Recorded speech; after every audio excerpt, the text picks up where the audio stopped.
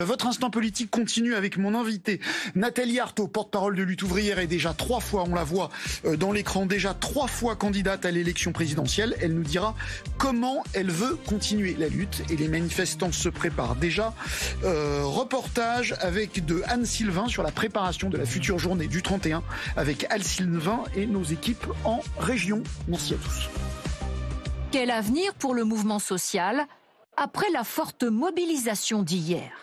Parmi les manifestants, beaucoup foulaient le pavé pour la première fois et n'excluent pas d'y retourner.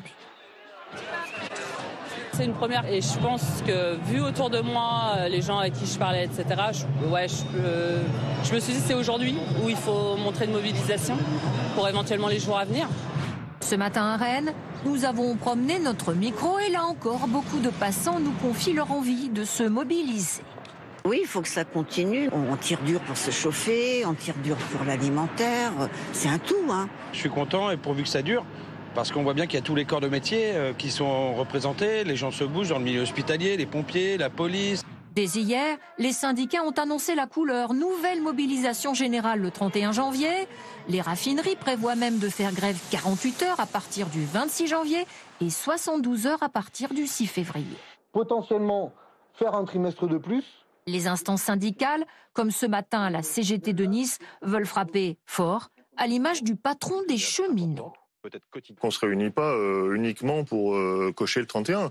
On se réunit pour regarder comment nous allons établir une tactique qui permette d'établir un vrai rapport de force dans le chemin de fer. Les ports, la chimie, tout un tas de secteurs réfléchissent à la manière de durcir le rapport de force. Bonsoir Nathalie Arthaud, vous êtes porte-parole de Lutte ouvrière, merci d'avoir accepté notre invitation. Les moments de lutte sociale comme hier, est-ce que c'est une sorte de bonheur pour vous ?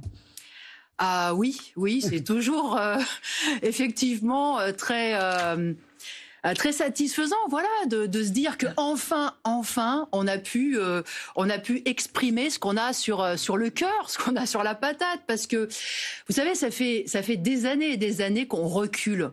On recule sur les salaires, là à une vitesse folle parce que il y a cette flambée des prix. On recule sur nos conditions de travail aussi, et ça c'est vrai dans tous les secteurs. On recule dans le domaine de la santé, et on avait cette difficulté de réagir et finalement de protester, d'aller contester, etc. Bon là, merci Emmanuel Macron, voilà, il a trouvé le truc qui a je vous ai rarement, ça fait plusieurs fois que je vous interviewe, c'est vrai que je vous ai rarement vu aussi souriante, aussi enjouée. Bah écoutez, voilà, moi parce que moi je pense que la passivité, la résignation, ça ne paye pas pour le monde du travail, et il faut vraiment dire ce qu'on pense. Quand on n'en peut plus, eh bien il faut l'exprimer, il faut le dire le plus massivement possible, et il faut jouer le rapport de force, et il faut redécouvrir la force du monde du travail. On n'est pas obligé de se soumettre comme ça en permanence. Donc là, j'espère que oui, on a pris ce chemin-là de redécouvrir notre force collective, et qu'on le fera reculer là-dessus et sur bien d'autres choses. Alors justement, vous dites souvent, quand on vous fait commenter vos faibles scores à l'élection présidentielle, vous dites souvent le pouvoir ne se conquiert pas par les urnes, mais il se conquiert sur le terrain des luttes. Est-ce que ce mouvement peut être l'étincelle pour la prise du pouvoir par le peuple ? En tout cas, ça peut être un coup d'arrêt. Parce qu'en effet, il dépend de chaque salarié, de chaque travailleur, là, de s'emparer justement de cette question. Non mais là, c'est un coup d'arrêt pour la réforme des retraites. Oui, un coup d'arrêt pour la réforme des retraites. Mais vous comprenez Nathalie Arthaud, vous le dites, que vous voulez que les travailleurs prennent le pouvoir et que ça se fera par la lutte. Est-ce que là, on a est-ce que vous espérez que ça soit le début de l'insurrection en marche ? Non, je vous fais rire aujourd'hui. Oui, parce que vous êtes un peu caricatural en fait. Moi, ce que je pense, c'est que en redécouvrant notre force et notre capacité, en effet, de nous faire respecter à la fois de ce gouvernement, mais qui n'en a rien à faire, des classes laborieuses en réalité. Moi, je me souviens quand même comment, au moment de l'épidémie de Covid, il y a eu les applaudissements, les hommages aux soignants, à la deuxième ligne, etc. Et aujourd'hui, qu'est-ce qu'il dit à ceux-là ? Travailler jusqu'à n'en plus finir, jusqu'à 64, jusqu'à 65 pour avoir vos annuités, etc. Donc, voilà, c'est de redécouvrir notre capacité de dire non, de peser sur la situation et d'imposer au gouvernement que nos intérêts soient respectés. Et ce faisant, Ce faisant, en effet, moi j'espère que les travailleurs découvriront leur capacité à aller plus loin, et à dire nous c'est pas cette société-là dans laquelle on a envie de vivre. C'est pas une société où il y a de plus en plus de fric à un pôle, ou même on peut dire que c'est scandaleux, c'est éhonté. Enfin bon, 200 milliards, la première fortune du pays, mais qu'est-ce que c'est que ça, 200 milliards, 80 milliards versés de dividendes versés aux actionnaires du CAC 40, et puis là on va aller chercher sur les retraites parce qu'il manquerait quoi, 15 milliards par an. Ces 200 milliards, faut lui prendre. On marche sur la tête. Ces 200 milliards, on prend tout. En tout cas, moi personnellement, je lui prendrais bien tout. Voilà, je lui prendrais bien tout. Il n'y a pas de problème. Et puis je pense que cet argent-là, on pourrait l'utiliser et l'investir là où on considère que c'est nécessaire et que ça amènera à nouveau du progrès pour toute la société. Parce que vous voyez, quand là on parle du luxe, de Bernard Arnault, du luxe. Moi, ça me frappe quand même que les secteurs les plus en pointe aujourd'hui dans la société, les plus prospères, ce soit le luxe, l'armement, la drogue. C'est ça la société dans laquelle on veut vivre. Il faudrait investir dans les hôpitaux, dans les transports en commun, dans les écoles. Il faudrait investir pour les EHPAD. Là, on changerait nos vies. Investir pour effectivement qu'on ait tous un véritable emploi, pour qu'on se tue pas au travail, mais que le travail ce soit pas l'enfer qu'on connaît dans beaucoup de secteurs, mais que ça soit autre chose. Oui. Donc cette vision-là de la société, on peut la porter, et je pense qu'on peut se battre pour. Et je pense qu'en effet, si les travailleurs reprennent conscience de leurs forces, oui, on peut aller jusqu'à changer complètement la société. En tout cas, c'est une nécessité. Alors, revenons sur le mouvement d'hier et les futures journées. La police hier a dit 80 000 manifestants à Paris. Vous y étiez. Est-ce que ça vous paraît une juste évaluation ou un petit peu sous-évalué ? C'est très difficile à dire. Ça m'étonnerait pas que ça soit sous-évalué, mais on n'a même pas besoin, si vous voulez, de faire cette querelle de chiffres, puisque le ministère de l'Intérieur lui-même reconnaît que de toute façon c'était un record. C'est un record à l'échelle du pays aussi, 1 120 000. En tout cas. C'est un record pour une première journée. Pour une première journée, c'est comparable à ce qui se passait en 95. Donc là où on a réussi à faire reculer Juppé à l'époque. Donc et puis c'est assez significatif. C'est ce qu'on a vu dans les petites villes de province. Enfin, c'est impressionnant, des chiffres de 2000, de 3000, de 4000 manifestants. 15 ou 20% de la population. Pour Annonay, pour Abbeville, pour Laon. Enfin bon, c'est énorme, et avec une présence Annonay, très forte. ville d'Olivier Dussopt d'ailleurs. Annonay, voilà, ville effectivement. Et c'était impressionnant de voir aussi la présence du privé. La présence de salariés, de petites entreprises, de moyennes, de plus grandes, mais du privé. Vous êtes sûr ? Oui, bien sûr. Par exemple, à Annonay, en l'occurrence, il y avait la présence forte d'Iveco. Iveco, qui fabrique les bus Iveco. Donc les chaînes étaient complètement à l'arrêt. Il y avait un très beau cortège d'ouvriers, mais il y avait des salariés de Carrefour, de SPI, de Renault, de PSA hier. Il y a eu eu du monde, y compris du privé, vous le dites. Il y a eu peu ou voire pas d'incidents du tout. Est-ce que vous dites bravo la police ? Non, mais franchement, c'est hors sujet, c'est pas le problème. Si, c'est pas hors sujet. Non. On se disait, il va y avoir des incidents, il y en a eu très peu. Non, moi je me disais pas, il va y avoir des incidents. Je me disais, on va être nombreux, on va pouvoir dire ce qu'on a sur le cœur, et on l'a dit. Voilà, moi j'ai envie qu'on parle de ce qui s'est dit dans la manifestation. Il y avait un slogan très populaire dans cette manifestation. Le slogan très populaire, c'était augmenter les salaires, pas l'âge de la retraite. Voilà ce que on dit. Plus d'1 million de personnes hier. Je comprends pas pourquoi vous dites c'est pas le sujet. Parce que c'est pas le sujet. Parce que voilà, on parle des à côté, mais parlons de l'essentiel. L'essentiel, c'est que il y a des millions, il y a plus d'1 million de personnes qui ont manifesté, et sans doute plus encore qui ont fait grève hier. Qu'est-ce qu'ils ont voulu dire ? Et il faut s'interroger là-dessus. Je suis d'accord, mais on peut parler d'autres choses. Donc, prochaine journée, le 31 janvier, c'est-à-dire dans 10 jours. Est-ce que c'est bien ou est-ce que c'est trop tard ? Est-ce que vous auriez souhaitez battre le fer tant qu'il est chaud et faire une journée plus rapprochée. Manifestement, il y a eu des différences entre la CGT et la CFDT. La CGT préférant la journée du 26 et Laurent Berger voulant que les salariés puissent reprendre des forces. Qu'est-ce que vous en pensez, vous? Je pense que de toute façon, pour qu'une mobilisation s'élargisse, s'amplifie, c'est ce qu'il faut faire. Ce qu'il faut faire, si on veut le faire reculer, il faut continuer, amplifier, massifier encore, qu'on soit encore plus nombreux en grève et en manifestation. Eh bien, il faut s'appuyer de toute façon sur les plus déterminés. Sur ceux qui sont prêts à jeter toutes leurs forces. Mais donc ça vous va comme date? Je pense que le 31, ça convient bien à certains, ça convient moins à d'autres. Bon, écoutez, on va faire avec. Ouais. Ce que je sais, c'est que d'ici là, il y aura des initiatives de prise. Moi, j'étais en assemblée générale ce matin sur mon lycée. Il y avait beaucoup de grévistes hier. Et il y aura une grève le 25 dans l'éducation nationale. Ça sera aussi l'occasion de conforter ce mouvement, de préparer le 31 également sur les retraites. Vous voulez des journées comme ça, des grosses journées massives à intervalles réguliers mais assez séparés, ou vous souhaitez des grèves reconductibles tous les jours, comme en 95? En 95, c'est ça qui a fait reculer le gouvernement. Il faut en tout cas que les travailleurs s'organisent et qu'ils mettent le maximum de leur force dans la bagarre. Donc ça va dépendre. Par semaine, ou des grèves reconductible. Quelle est votre préférence? Ça sera une discussion et il faudra faire ensemble. Cela va dépendre de la combativité qu'on trouvera à tel ou tel moment. Peut-être qu'on sera entraîné par un secteur, peut-être que pour l'instant ça se construit et ça ne peut pas se faire autrement.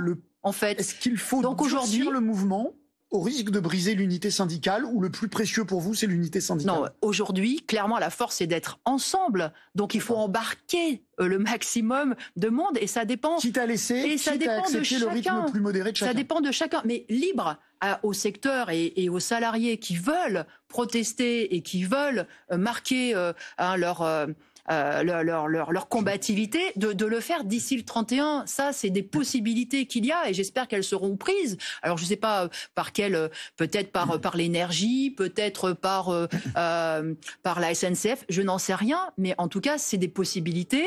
Ce qui est sûr, c'est que là, aujourd'hui, la question, c'est que tous ceux qui ont fait grève, qui sont mobilisés, eh bien, il faut qu'ils se construisent un réseau, qui aillent voir les autres, qui les entraînent. Qui les évangélisent. Pour que le 31, on soit encore plus fort, parce qu'on peut le faire reculer. Et ça, moi j'ai été frappée parce que j'ai eu cette discussion-là avec des collègues, avec des camarades de travail.